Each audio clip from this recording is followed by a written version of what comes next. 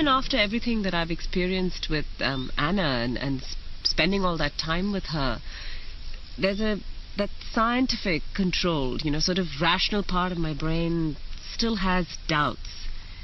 So I wonder what it will take to totally convince me.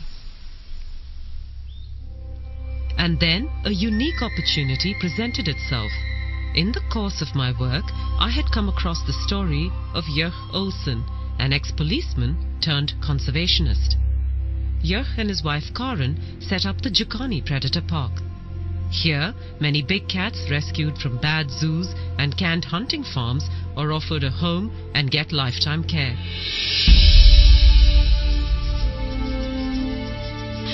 Jörg has a remarkable relationship with his cats, and he handles them in a way I have seldom seen before.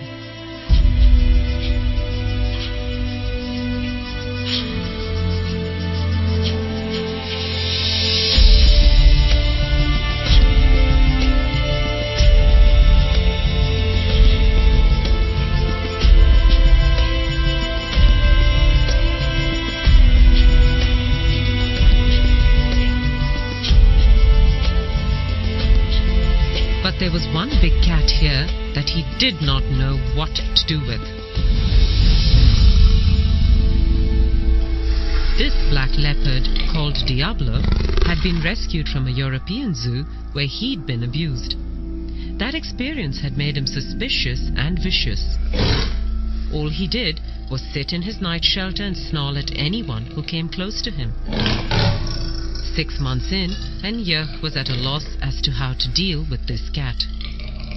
That whole atmosphere there was a vibe of aggression and of I hate you and I will kill you. And the one encounter I had with him, he sent me to hospital 1 bite, 1 week. Here, I thought, was the perfect case. If Anna could get this animal to change his behavior and become well adjusted, then I would have no choice but to acknowledge that she was in dialogue with animals. It took me some time, however, to convince Jörg to bring in Anna. He's a dangerous cat. He's very, very dangerous. He's towards me and towards everybody else. In my opinion, the chances of an animal communicator changing that, it'll take a lot to convince me.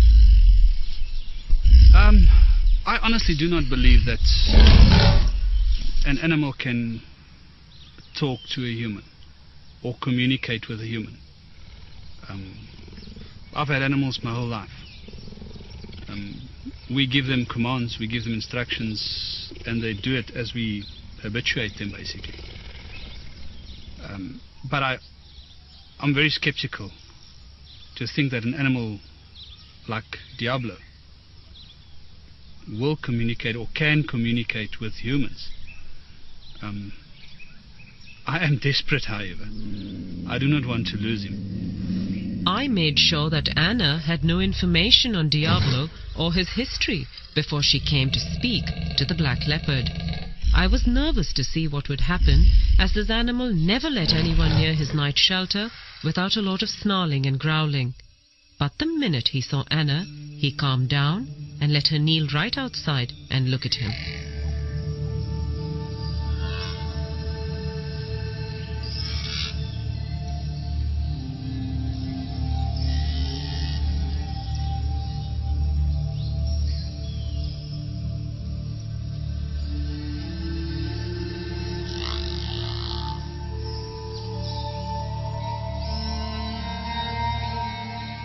This beautiful black leopard that you've asked us to communicate with is very overawed by his new surroundings, having come from a very cramped and stressful place for him. But this place has been provided for him, but he's been quite conditioned by a very unfortunate past. He doesn't want much to do with humans as a result. He's immensely powerful, and I mean not just physically, which you well know and respect, but he's immensely powerful with a wisdom and an energetic presence and personality that is far bigger than anyone has ever appreciated about him before. And he commands a certain amount of respect for that. Again, not in a needy way, but really just by virtue of who he is as a being. There's a very particular thing about his name, Diablo. He wants that name changed because he doesn't like the associations with it, the blackness, the darkness, the diabolical. And when asking him about his past before coming here, he shows concern for 2 young cubs that were next to him. He's asking what happened to them with a great sense of care and concern. We actually forgot about that. When we went to fetch him, there was so much excitement about bringing him back here. It actually slipped my mind until she said, he asked about the 2 cubs, and then we've remembered there were 2 little young leopard cubs next door to him that came from Rustenburg, and they were sort of semi-wild. They weren't hand-reared, and it just slipped my mind. And when they talked about it, I couldn't believe. I actually did believe it. I mean, then I really believed that they were communicating. And she communicated with him, and when we spoke to her and she relayed all the information back to us, firstly I didn't believe her. It's things that anybody can think out, and you can think, And then she said something about the cubs that were with him. And that changed this whole thing, because now all of a sudden, that's something that she didn't know about. And I've also reassured him that you have no demands of him here, that you're quite happy to not make any physical demands of him or any expectations for display or interaction, that you're really willing to let him be how he wants to be. And that's given him an enormous sense of relief. Yeah. And having told him that is for the first time made him actually genuinely interested in now exploring a bit further.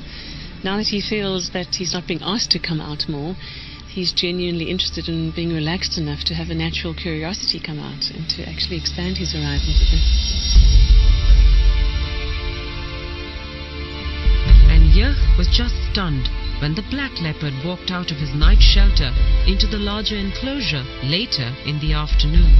In the 6 months that the cat had been here, Jurg had never seen him out of the night shelter. He then decided to rename the leopard Spirit.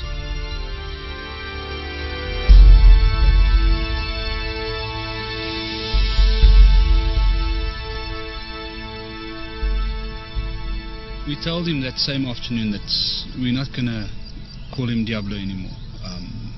And we understand and we agree with that the diabolical side of it. That's not what he is to us. And we'd like to change his name to Spirit. As I walked to him, I thought, listen, he asked about the 2 young leopards. And I thought, well, I'm here now. There's nobody else here. I'm not going to look like a fool if he ignores me. I'll tell him what happened to those leopards. And as I called him and I said Spirit, and he was looking at me, he was lying like that, I said, with regard to the 2 little leopards, I just want to assure you and I want to tell you that they're safe. And I couldn't help it. I just said to him, wow, you're beautiful. Beautiful. Oh, that's mooi. That's mooi. And he gave me that, oh. And I thought, what's happening here? And I said to him, you understand what I'm telling you if I say to you that you're the most stunning cat?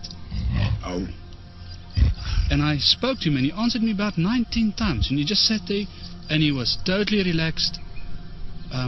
It's the first time since we had him that I felt at ease with him. I felt that he was relaxed and he understood me. It was, to say that I don't know what it feels like for him. For me, it was the most amazing moment. Later that afternoon, Anna came back to check up on Spirit and to see how he was doing. I'm asking him now about how he experienced the communication from Jurg through the fence. And he said it's the first time that someone has directly expressed to him verbally appreciation for who he really is, not how they see him to be. And that really surprised him. He shows me an image of literally stopping in his tracks by surprise at that sense of just this wall of appreciation coming towards him. He is so relieved that nothing's being demanded of him here. He's just so relieved. It's like this weight is lifted from his shoulders.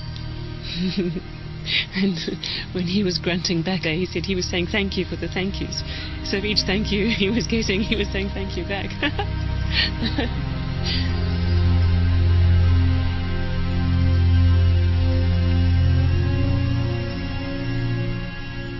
Is there anything you'd like to say about that feedback? I think we'll talk about this a bit later. I can't listen. So we'll talk about this later. It's unbelievable. I'm overwhelmed.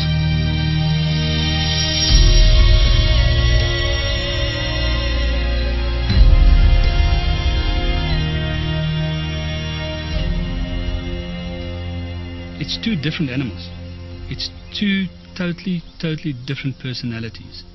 We had a snarling cat, angry at everything, upset about being here, hating humans, hating us for having him here, ready to kill in an instant.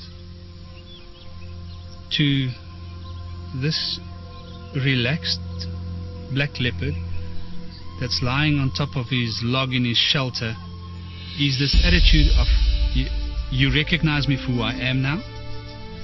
And it's amazing to talk to him and get the talking and get him to talk back to us. Jurg and Karen attended Anna's workshop on animal communication and now use it regularly with all their animals. Yeah, it changed my whole life.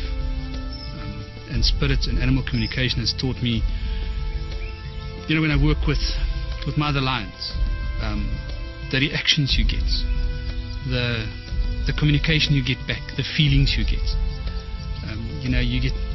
Sometimes you get lions, or Queenie for instance, that's unhappy with something that happened. And I'm not sitting out there wondering what's wrong with her. She tells me, and I can correct it, and I can make her happy, because she is I have to look after her. I've got to make her happy.